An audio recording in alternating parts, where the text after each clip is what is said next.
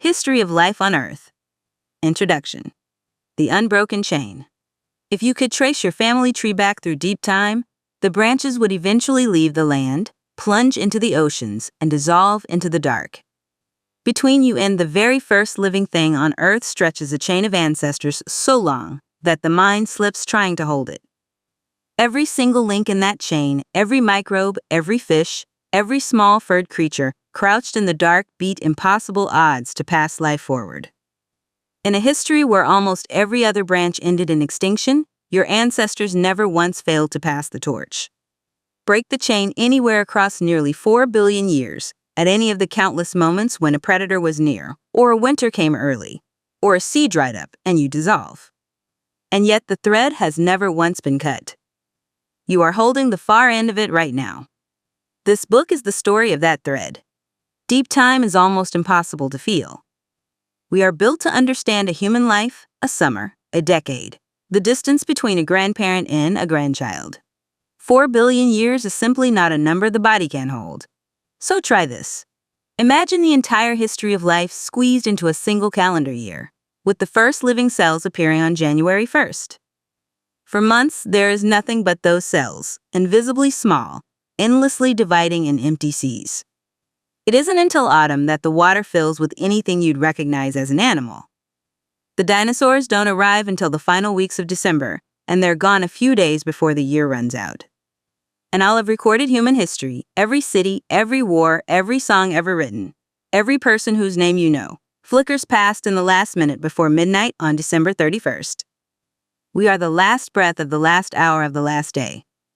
And here is the part that turns a science book into something closer to wonder. You did not leave that history behind. You carry it. It is written into you, right now, in the quiet architecture of your own body.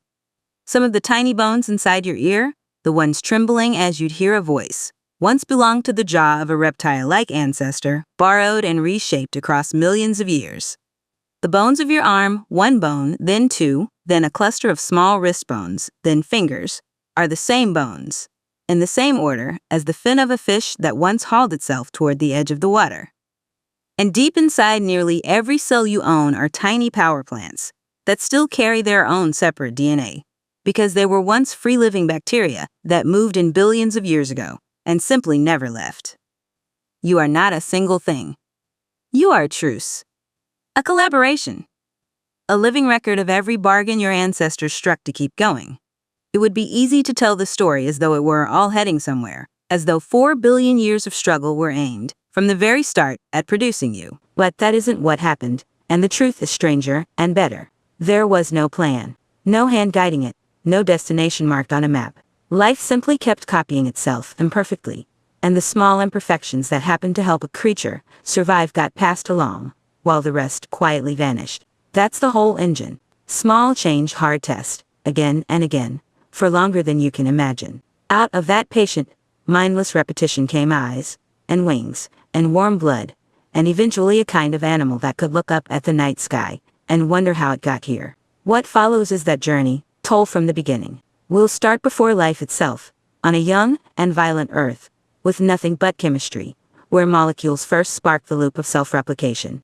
We'll watch the earliest cells appear, and then, in one of the most important events in the planet's history, watch tiny organisms learn to drink in sunlight and, as a kind of waste, flood the entire world with oxygen. We'll see single cells discover that there is strength in numbers. We'll follow life out of the deep and into the shallows, then onto the bare land, then into the air. We'll meet the first creatures with backbones, the first to walk, the first to nurse their young. And near the very end of the long story, on the plains of Africa, we'll meet a tall, upright, restless ape with clever hands and a growing brain, and we'll watch it become us. You don't need to memorize any of it. This isn't a test, and there won't be one.